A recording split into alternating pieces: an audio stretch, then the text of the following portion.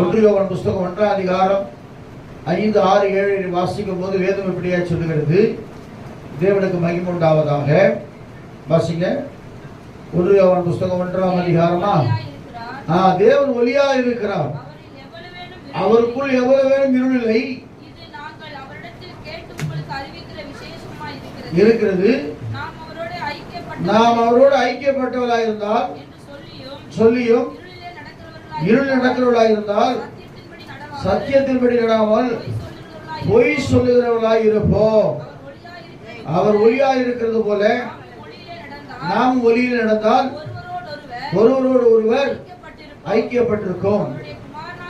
அவர் குமாரனாகிய இயேசு கிறிஸ்துவின் ரத்தம் சகல பாவங்களை நீக்கி நம்மை சுத்திகரிக்கும். அடுத்த வசனம் தான் முக்கியமான வசனம். நமக்கு பாவமில்லை என்போமானால் நம்மை நாமே வஞ்சிக்கிறவர்களாய்